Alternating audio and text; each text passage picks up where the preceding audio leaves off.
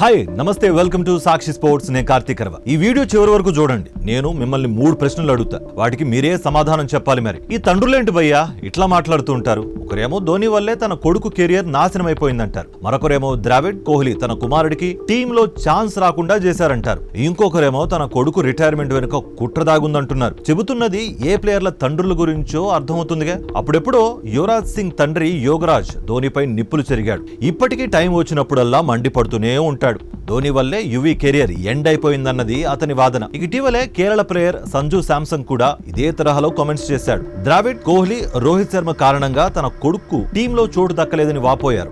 అవమానాలు భరించలేకే నా కొడుకు రిటైర్ అయ్యారని అశ్విన్ తండ్రి ఇప్పుడు సంచలన కామెంట్స్ చేశారు. అవి కాస్త సోషల్ మీడియాలో పేను దుమారానికి కారణమవుతున్నాయి. అశ్విన్ రిటైర్మెంట్ కంటే అతని తండ్రి ఆరోపణలపైనే పెద్ద ఎత్తున చర్చ కూడా మొదలైపోయింది. అయితే తన ఫాదర్ కామెంట్స్ ను అశ్విన్ ఖండించాడు. తన తండ్రి వ్యాఖ్యలకు బేషరతుగా క్షమాపణలు చెబుతున్నట్టుగా పోస్టు పెట్టాడు. గత నవంబర్లో సంజు శాంసన్ తండ్రి చేసిన కామెంట్స్ క్రికెట్ సర్కిల్స్ లో తీవ్ర చర్చకు దారితీశాయి. భారత కెప్టెన్లు మహేంద్ర సింగ్ ధోని, విరాట్ కోహ్లీ, రోహిత్ శర్మ, హెడ్ కోచ్ రాహుల్ ద్రావిడ్ అవకాశాలు ఇవ్వకుండా తన కొడుకు 10 ఏళ్ల కెరియర్ ను నాశనం చేశారని ఆరోపించారు. తన కుమారుడి నైపుణ్యాన్ని గుర్తించి అవకాశం ఇచ్చిన గంభీర్, సూర్యకుమార్ యాదవ్ కు శాంసంగ్ తండ్రి థ్యాంక్స్ చెబుతున్నట్లుగా ఓ ఛానల్ కు ఇంటర్వ్యూ ఇచ్చారు. తమిళనాడు మాజీ క్రికెటర్ శ్రీకాంత్ తన కొడుకు సంజు పట్ల దారుణంగా మాట్లాడాడని, శాంసంగ్ బంగ్లాదేశ్ పై సెంచరీ చేయడాన్ని అతను ఎగతాళి చేశాడని ఫైర్ అయ్యారు. ఏ జట్టు మీద సెంచరీ చేసినా అది సెంచరీనే అని, సచిన్ లాగా సంజు మంచి క్లాసికల్ ప్లేయర్ అని చెప్పుకొచ్చారు. ప్రోత్సహించుకున్నా సరే, కానీ కనీస మర్యాద ఇవ్వకుంటే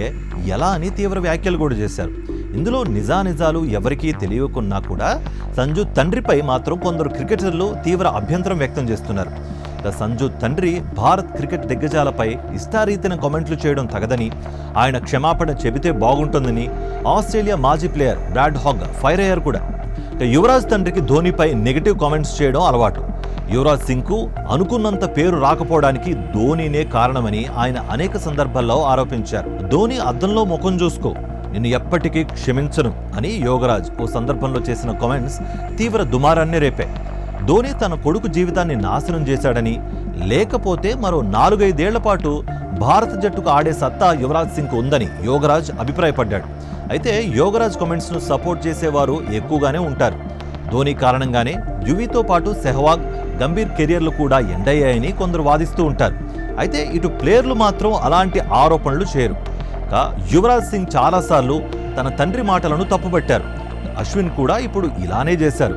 అయితే సంజు మాత్రం తన తండ్రి మాటలపై ఏం రియాక్ట్ కాలేదు. మరి మీరేమంటారు? వరుసపెట్టి స్టార్ ప్లేయర్ల తండ్రుల మాటలను మీరు సమర్థిస్తారా? సమర్థిస్తే ఏ తండ్రి మాటలను అగ్రీ చేస్తారు? వీరి వాదనలో నిజమెంత? కమెంట్స్ రూపంలో తెలియచేయండి.